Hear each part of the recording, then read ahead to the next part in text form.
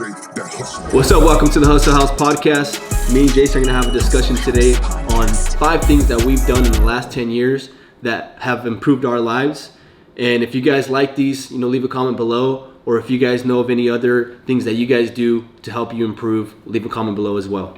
I think the first thing that we got into, I'd say that really started everything, was fitness. When we started 100%. working out, we went to Rigetti. So I remember we started working out for a week with the football team.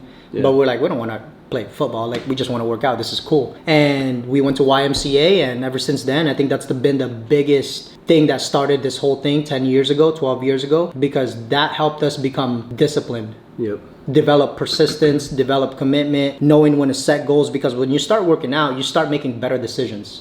And when you start making better decisions, your life ultimately get better, because your life really is just a set of a bunch of decisions you've made over the last 5, 6, 7, 8 years, and then you get this result. It's like failure and success is not an overnight thing. And I think that's the biggest thing that I've learned from working out, is that the better decisions I make, the better my life turns. Yeah, 100%. Yeah, fitness is huge because a strong body equals a strong mind. So if you're healthy and you look good, then you're gonna feel good. That means you have a strong mind. Also, people are gonna respect you. People are gonna treat you different. They're gonna look at you different because they're gonna see that you are able to put in the work and be dedicated to something. Being fit is not easy.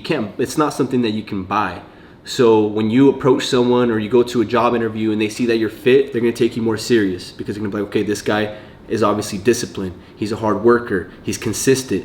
And so that is the reason why we think fitness is number one in personal development. And working out, it doesn't have to take you forever. Just on this point right here, when it comes to fitness, at least 30 minutes, 45 minutes, 4 to 5 times a week. And you could literally start this today or tomorrow, but at least make a decision to do it, and then wait a year, 2 years, and you're gonna look back and it'll be like, dang, I'm glad I listened to those guys. And the next one is personal development. Okay, so what do I mean by personal development? That's reading books, going to seminars, and listening to audiobooks. So what you put in your mind is very important because that's who you become.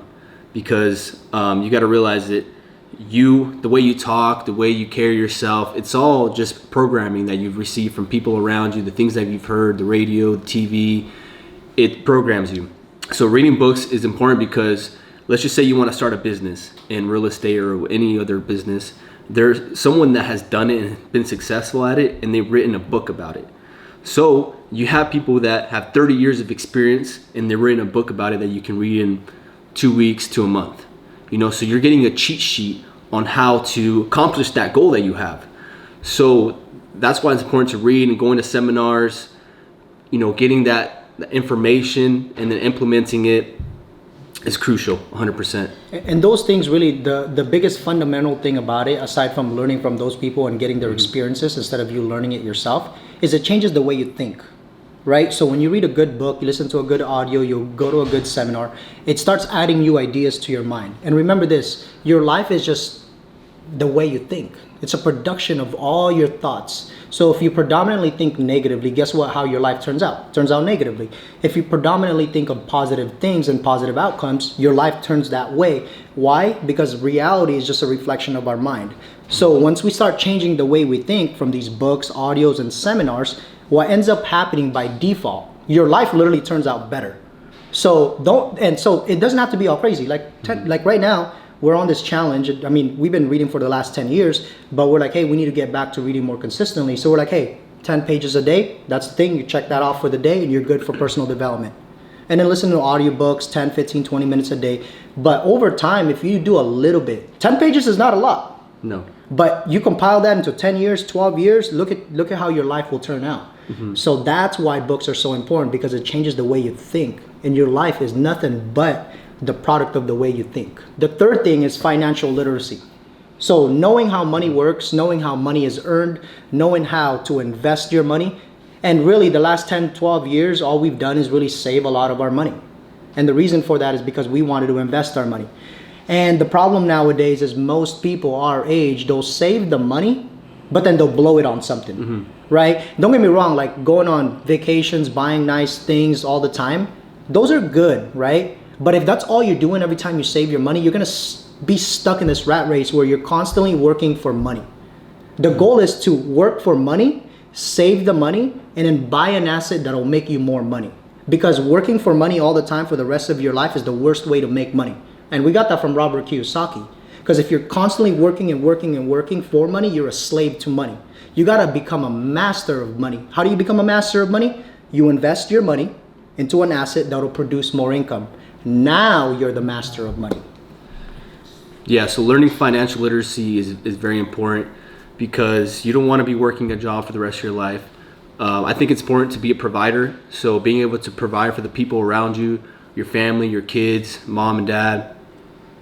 And the only way you can do that is by having money work for you. Okay, so yeah, in the beginning especially, you don't want to be spending, like Jason was saying, spending your money on luxuries, okay? You want to be a little bit frugal in the beginning, put money to the side, so that way you have money to invest into stocks, crypto, or real estate. You know, for many years I wanted a new truck, and instead of buying the truck as soon as I started making money, I put out for about 2 years, you know, didn't buy the truck. And what I did instead is I bought some rental properties. And I was able to accumulate 3 rental properties, which brought in enough money to pay for the truck times 4 or 5, you know what I mean? So now I'm at the point where my rental properties pay for all my liabilities. But that's why it's important to learn financial literacy, because if I didn't read the books on it, I wouldn't have known what to do. A good book for financial literacy, one of the best ones that I've probably read, and I'm sure you've read it too, is The Richest Man in Babylon, and also Robert Kiyosaki's Rich Dad, Poor Dad. Pick up those 2 books. Those 2 books will change your mind about money and how money works. There's a lot more. There's hundreds of them, but those 2 are a good way to start with personal development when it comes to learning about money. Yeah, and then the next one, so your life is going to start changing once you start doing those things. You're going to start thinking a little different. The next step is to surround yourself around different crowds, okay? So right now you may have some friends that, you know, are always drinking, always smoking, playing video games. And when you go to hang out with those friends, that's all you guys do. And it's a waste of time. So you want to be surrounded around people that are ambitious just like you, and they're on a mission. Because when you're around those people, you're going to be productive. You're going to be working out. You're going to be reading books together, or talking about, the conversation is going to be different. You're going to be talking about money, how to make more money, how to start a business.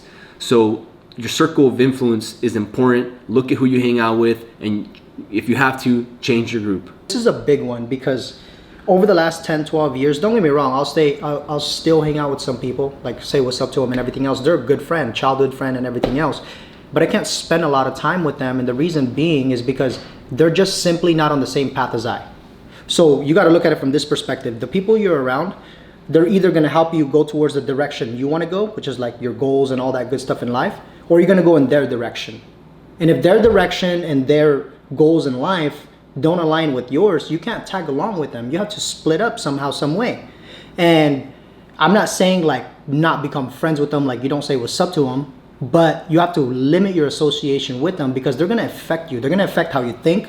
They're going to affect how you speak. They're going to affect the things that you do on a day-to-day basis, just like how we mentioned, playing video games, smoking, drinking all the time.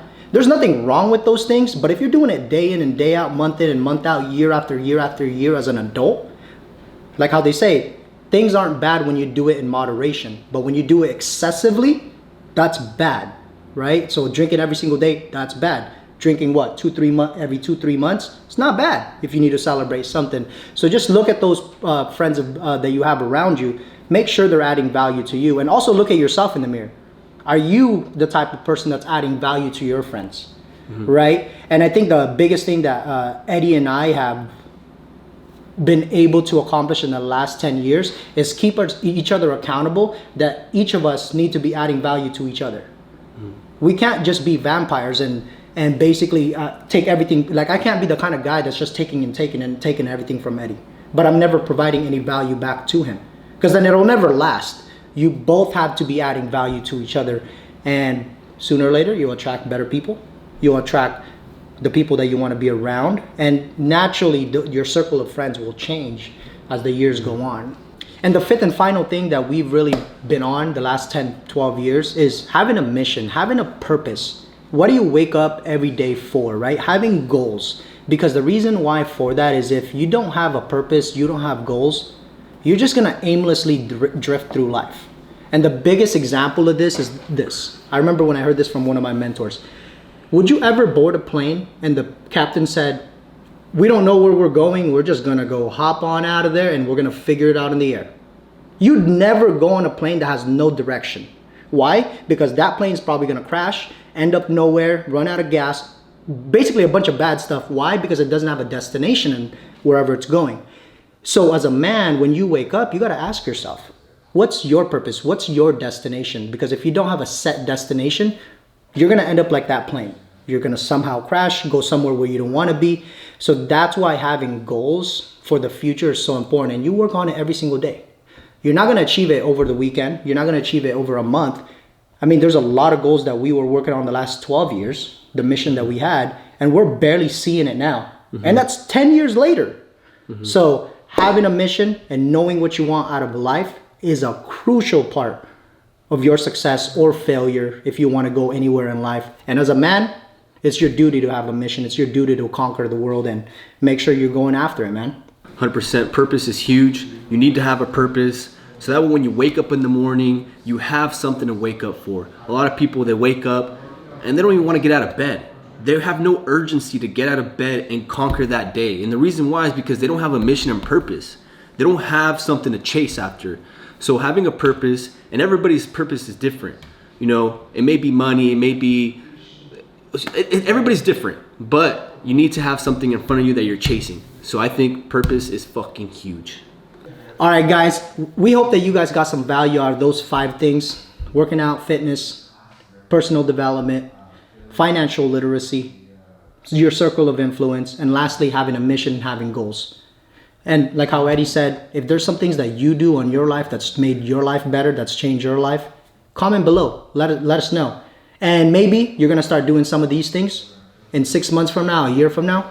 Tell us how it changed your life. The biggest thing is we hope you found value in this video. We'll see you in the next episode.